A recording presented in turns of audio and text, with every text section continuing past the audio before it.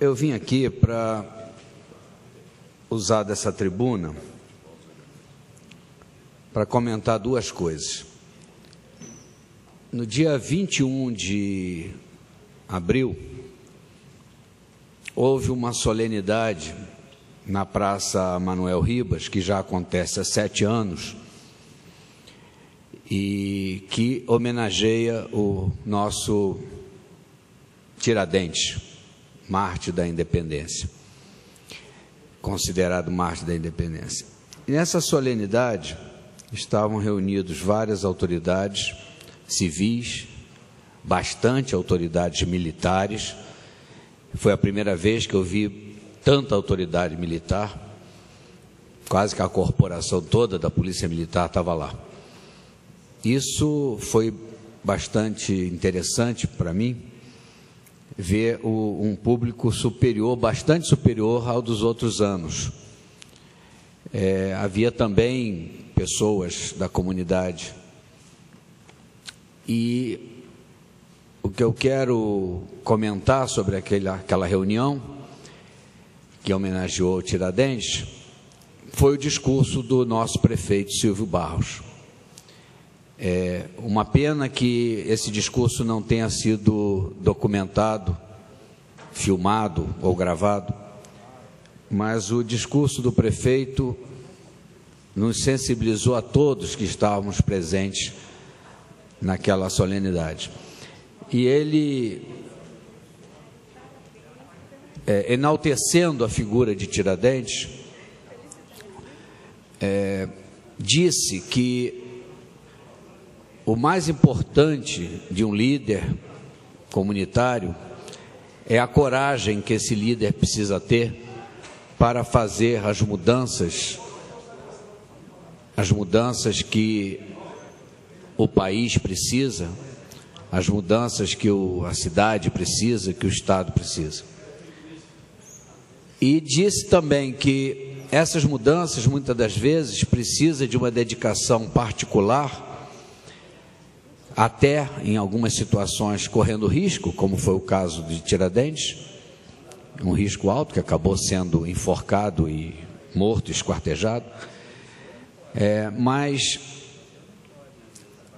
que o verdadeiro líder que pensa na comunidade, que pensa na sua cidade ou no seu país, ele tem que deixar de lado os riscos pessoais e olhar para as vantagens que as ações dele podem trazer para a comunidade.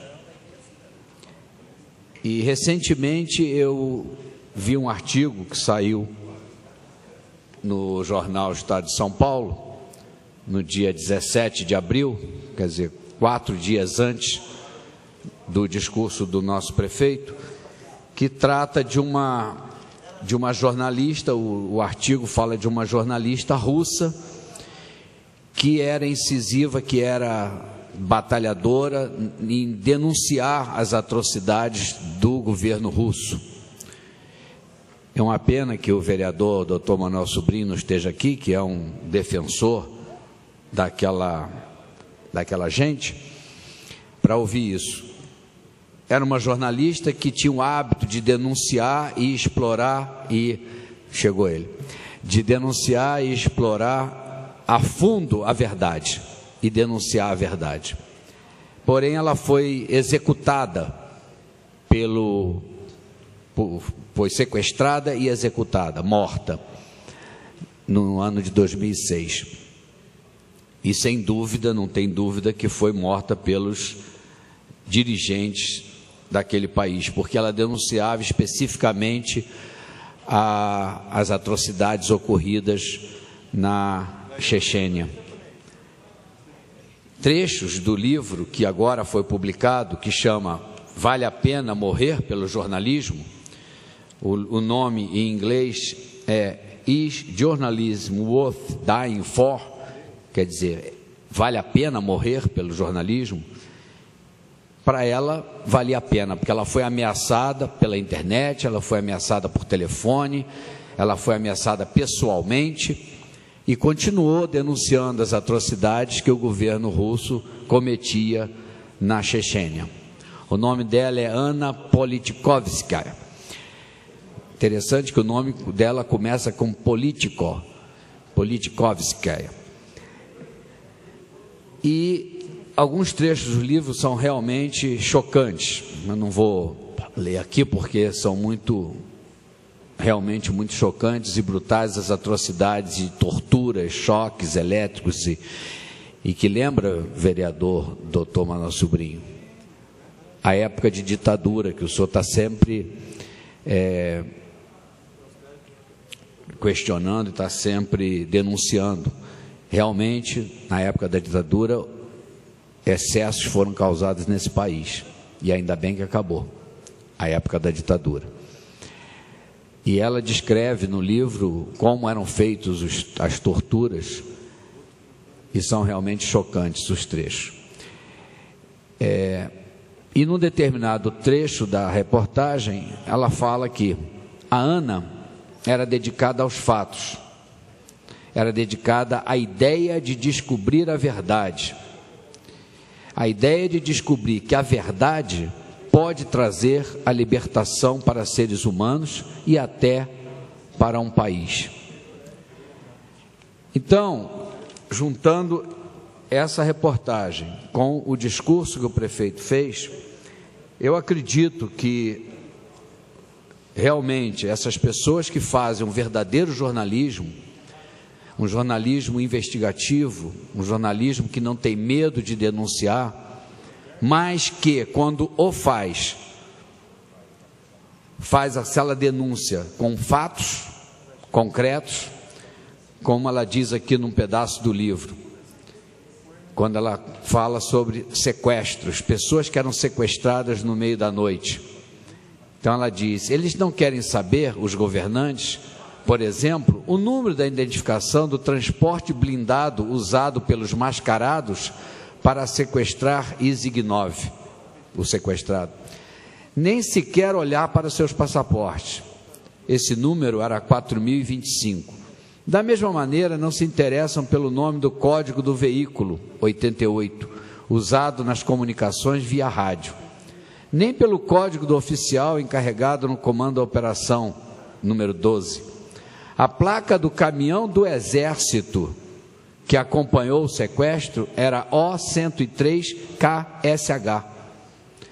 Ela fez o trabalho todo, mas os culpados não foram identificados. Então, esse tipo de jornalismo é o que nós realmente achamos fundamental.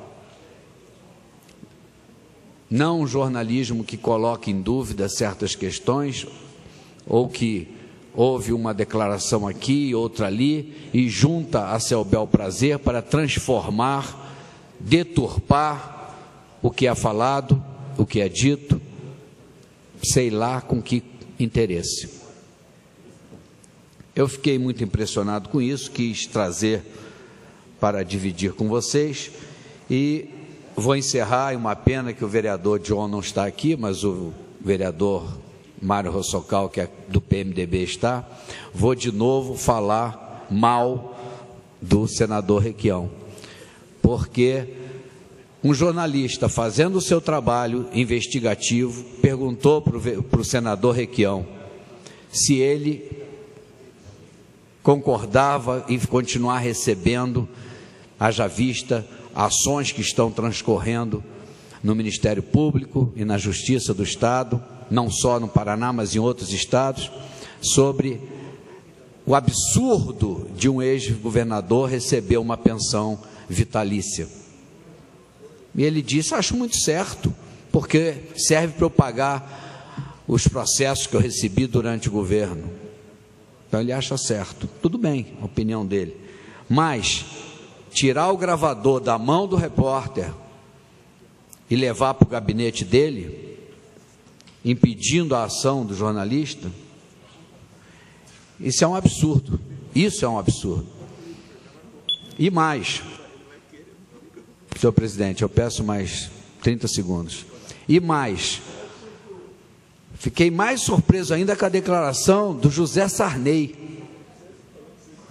presidente do Senado, dizendo: eu não acredito que foi assim que aconteceu. O Requião é um cavaleiro. É uma piada. É um cavaleiro. É isso aí. Tchau.